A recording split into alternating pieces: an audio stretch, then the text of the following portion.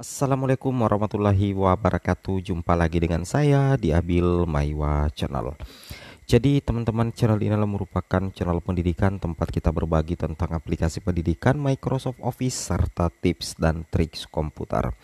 Jadi pada video kali ini teman-teman ya, kembali lagi admin akan mencoba mengupdate ya informasi terbaru seputar perkembangan P3K tahun 2024. Yang mana di sini yang akan kami sajikan adalah informasi terkait dengan P3K 2024 hanya untuk honorer di database BKN. Bagaimana dengan nasib P1, P2, P3, P4 yang tidak masuk dalam database BKN. Jadi ada informasi yang kita dapatkan bahwa untuk P3K 2024 itu diprioritaskan bagi tenaga non-ASN ataupun honorer yang masuk dalam database BKN. Nah, bagaimana nasib bagi P1, P2, P3, P4 yang tidak masuk database BKN? Apakah bisa mengikuti P3K 2024? Apakah bisa ikut seleksi P3K 2024? Jawabannya Bapak Ibu adalah bisa. Di sini kita akan coba cari informasinya. Langsung kita ke informasi. Oke Bapak Ibu, terkait dengan kebijakan pengadaan ASN tahun 2024 itu terbagi dua Bapak Ibu, ada P3K dan ada CPNS. Yang mana untuk P3K itu adalah khusus XTHK2 ya, khusus XTHK2 dan pegawai non ASN. Jadi di sini saja kita sudah bisa simpulkan bahwa P3K 2024 itu diperuntukkan hanya kepada honorer ya atau tenaga non ASN. Jadi tidak bisa fresh graduate mendaftar P3K di 2024 Bapak Ibu ya. Sedangkan untuk fresh graduate atau talenta-talenta baru itu bisa melamar di bagian CPNS.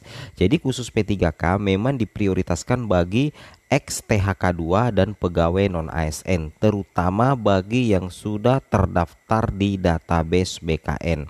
Itu yang harus teman-teman pahami dan teman-teman cermati. Kemudian ini adalah alur perencanaan kebutuhan ASN tahun 2024. Jadi untuk alur perencanaan kebutuhan ASN tahun 2024 itu mengacu dengan tiga aturan resmi ya atau tiga payung hukum.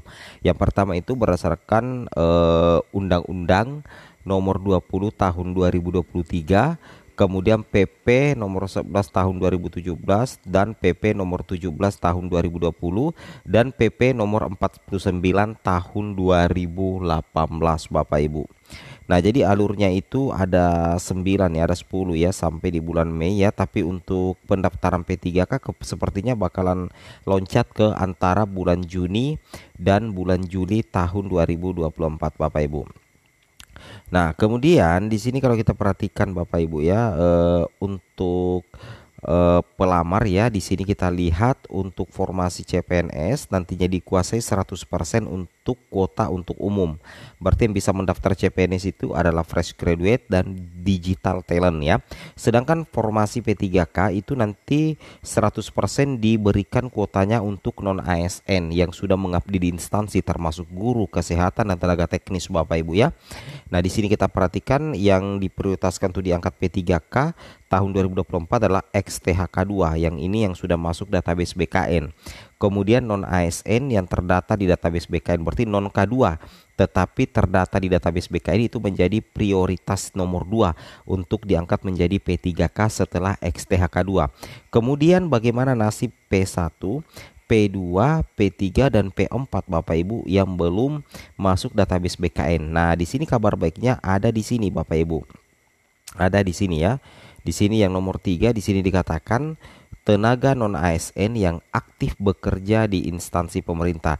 Jadi kalau dikatakan tenaga non ASN yang aktif bekerja di instansi pemerintah berarti ini kategorinya belum terdata di database BKN tetapi aktif ya, aktif bekerja di instansi pemerintah termasuk guru juga baik itu P1, P2, P3 dan P4. Jadi kesimpulannya untuk tenaga non ASN atau honorer yang belum terdata di database BKN itu tetap punya peluang untuk mendaftar dan lulus P3K tahun 2024 karena untuk formasi P3K itu ada diperuntukkan untuk non ASN yang aktif aktif bekerja pada instansi pemerintah. Berarti ini non database.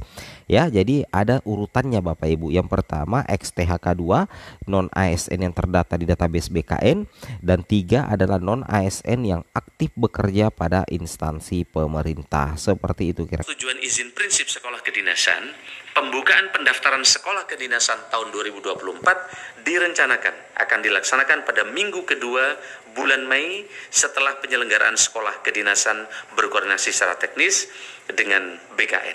Sedangkan untuk pelaksanaan seleksi CASN 2024 rencananya akan dilaksanakan mulai bulan Juni atau Juli setelah instansi menerima surat keputusan Menteri Pan-RB tentang penetapan kebutuhan formasi atau formasi pegawai ASN.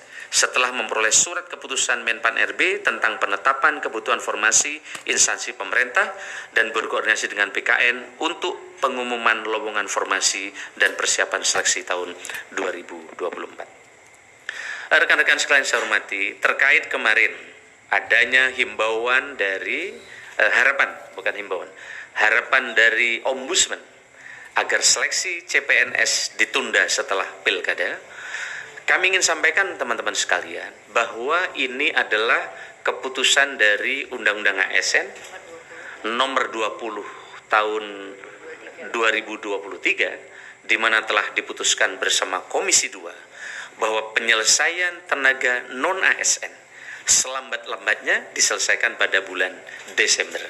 Sehingga pertama dari sisi regulasi tidak mungkin ini ditunda.